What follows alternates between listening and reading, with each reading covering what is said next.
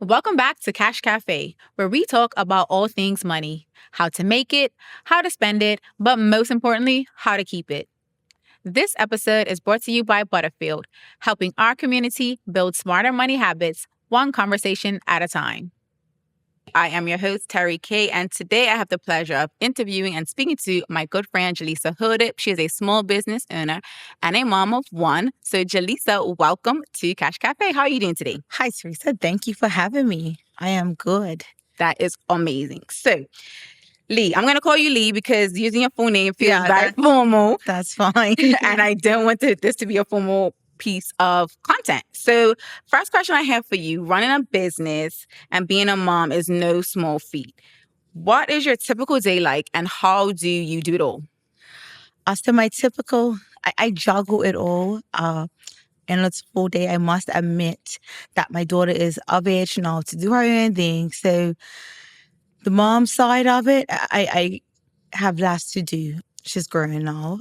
She has her own transportation. So I really have lots to do on that side. But business-wise, I really try to be intentional and set certain times to do certain things that I have to do to get it done for the day. Nice. Yeah. So many entrepreneurs, they struggle with finances in the beginning. And what was your biggest money lesson when you first started out? Like, what's one thing that, if you could have told yourself back then, now that you've been in business for as many years as you have been in, what's one lesson you've learned that you would tell your younger self? Pay yourself. Definitely. When I first started, I was mixing my personal finances with my business finances. Wasn't always paying myself, dibble-dabbling in it when I needed it. But my biggest lesson that I've learned in this whole 10 years is pay yourself first. I love that. And I think for me, like just thinking about how people, when they become a small business owner or an entrepreneur, is you personally, right? So you're so used to using your personal funds. You don't think about separating your business funds from your personal funds. Yeah. So when did you kind of have that aha moment or that decision where you was like, I need to separate the funds? It was earlier. It definitely was in the first maybe year or two. Okay. I can't remember what exactly tricked it off. But you know what? All the podcasts and all the entrepreneurs that I used to listen to and watch used to tell me that. And I'm like, I'm going to pay myself. I'm going to build the business money up. But I think after about 2 years, I'm like, you know what? Mm-hmm. And when I started working, when I left my full-time job, okay, and I only depended on this paycheck. I'm like, okay, you know what? No, I have to pay myself and split that money from the actual business money. That's good. And I think it's also good for entrepreneurs to get that insight, that advice early on, because you kind of jump into it 10 toes. Yeah. And you're not really thinking about how you do get paid as an employee by your business, by your company that you're working for. Yeah.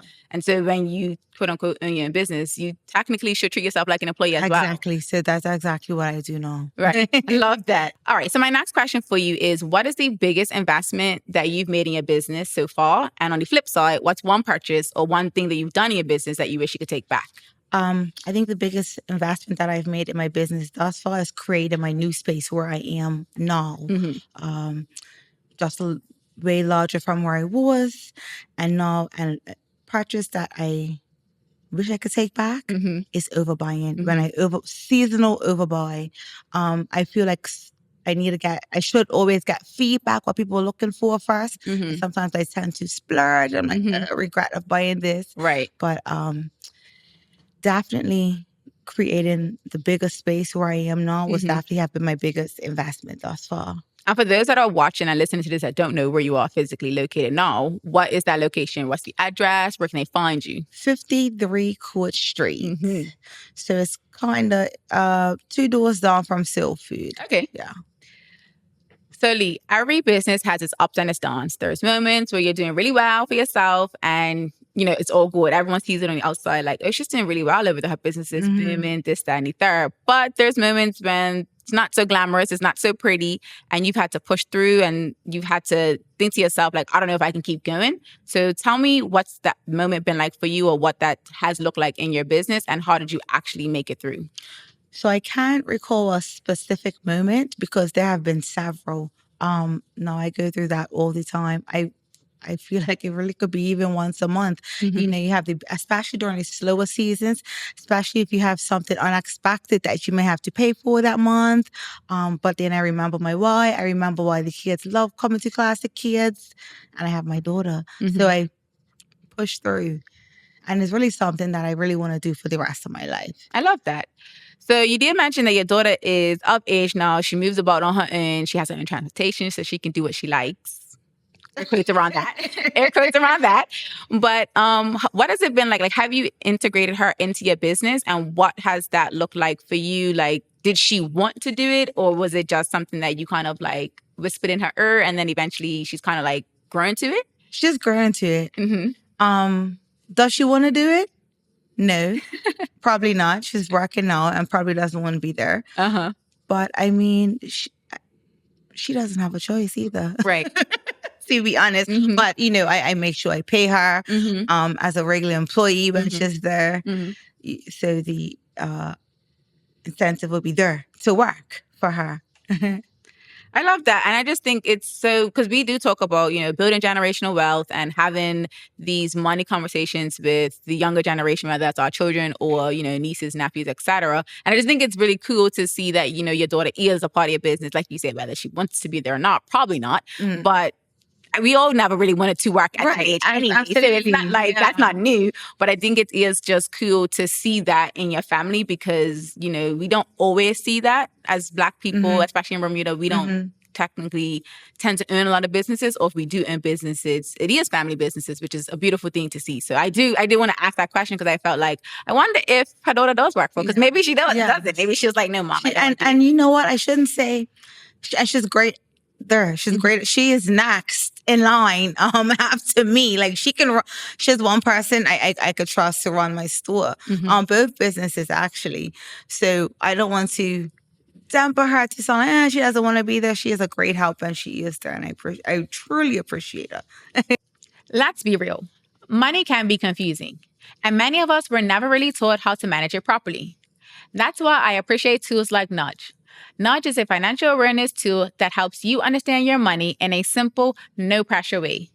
It acts a bit like a personal money coach, sending you timely, personalized nudges about things that actually matter to you and your finances. You also get a personalized feed with easy-to-digest money tips, real-world stories, and tools that help you stay on track, whether you're trying to save, pay down debt, or just make better money decisions day to day. Because when your money feels more manageable, your life just feels more enjoyable. Head over to nudge.butterfieldgroup.com to register today.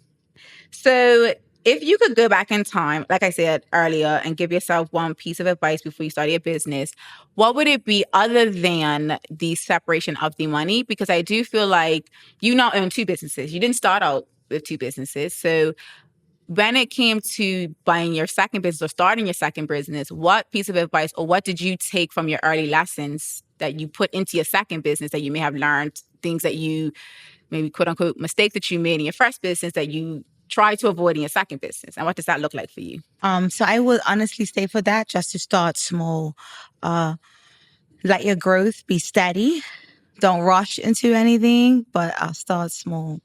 Nice. I love that. And I do think that one of the things people do, like, you know, you start your business, you want to work for yourself, that's your goal, and you do that. And then you get on to the next thing. Like, what's the next thing I can do? And you want to do that one as fast as you did the first one. And that could be a misstep. Yes. That could be a misstep. It doesn't always work like that. It doesn't. Yeah. So, Lee, how important has networking and community support been for you on your journey? And who are some people that you look up to that inspired you to continue on your entrepreneurial journey? So huge. I feel like networking is definitely huge. I feel Klassiq Kidz wouldn't be where it is without the community support from networking and meeting other new people, right? One of the entrepreneurial friend, if not really someone who has the same kind of business, but an entrepreneurial friend who I definitely look up to would be Rakisha Burgess. Dodge Pops. I knew when I always have a little idea or something or question, I always could bounce it off of her. Yeah. I love that. And I think it is important to have, even if it's just one person or a group of people that you can, like you say, bounce ideas off of, because sometimes in your head is a great idea, but when you say it out loud, it might not come out the way you think about it. And so having someone else to just kind of say, hey, this is what I'm thinking about. What do you think? They can kind of, I don't know, sanitize the idea for you and kind of see what that, make it an even better idea. Yeah. It'll say, that may not work. It'll give me other options that I may not have even thought about as well. Yeah. So now my last question of the formal interview is, where do you see yourself financially and in your business in the next year to 5 years? And I know that's like it can be a loaded question because everyone has like their short-term goals that they have and then their long-term goals. But if you can let us know, like, where do you see Klassiq Kidz and your other business, which you didn't name yet, but you can name that in this answer. Where do you see yourself? I have some plans. I would say in 5 years, I would love to have a bigger store. I really would like to have a kids kind of department store and have my other business, which is Kids Beauty Spot, a kids spa connected with it. So that is my 5-year goal plan. Love that. And I'm definitely going to be supporting and watching you on that journey, because I definitely loved when I found out that you earned or you were purchasing the other business to expand yourself. I was like, oh, that's so amazing, because like she's been doing it for so long and now it's like that seems like the next step for her. Right. Yeah. And I feel like they kind of go hand in hand with each other. They do. Yeah. They do. So now we're at the fun part of the interview. You can relax. You can woosah a bit. So this segment is the one I like to call Dollars and Cents. And all I'm going to do is ask you some lighthearted questions. And it's really quick fire. You just think of the first thing that comes to your mind. You say that to me. And it's no overthinking. And we discussed it off air. We both do that. So we're just going to try to be as free as possible answering these questions. So what is your go-to splurge when you feel like treating yourself? Food. I was going to say, in my mind, food too. Yeah, I love food. Like, I will go broke with food. Yeah. I don't care. I saw a meme today that said, I will spend my last dollar on food and I'm getting a combo too. That part, that actual part. So definitely food. That part. Okay, so what is your guilty pleasure when it comes to spending? Right now, I like house decor. Anything for my house, my kitchen, for my bathroom, for my living room. If I like it, I'm buying.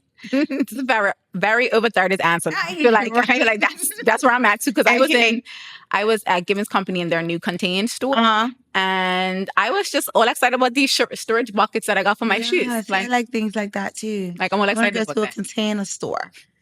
I love it. So last one for you.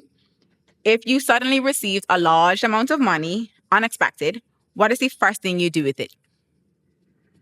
Definitely invest it within my business and stash some for my daughter's future. Yeah. I love that answer. And Lee, just like that, interview is done. Thank you so much for joining me today. Before we get out of her, let everyone know where they can follow you, connect with you, and how they can reach out to you if they want to book you for your services or, shop for their little one. All right. So you can follow me at Klassiq Kidz. It'll be KLASSIQ KIDZ on Instagram and Facebook. And then Kids Beauty Spot on Instagram. So it's KIDZ BEAUTYSPOT. You can find us there, Klassiq Kidz and Kids Beauty Spot. Love that. Well, thank you once again, Lee. And with that, we will wrap up this episode. Thanks again to Butterfield for supporting financial awareness in our community. If this episode helped you, make sure you share it with someone in your life who needs it. Until the next episode, peace.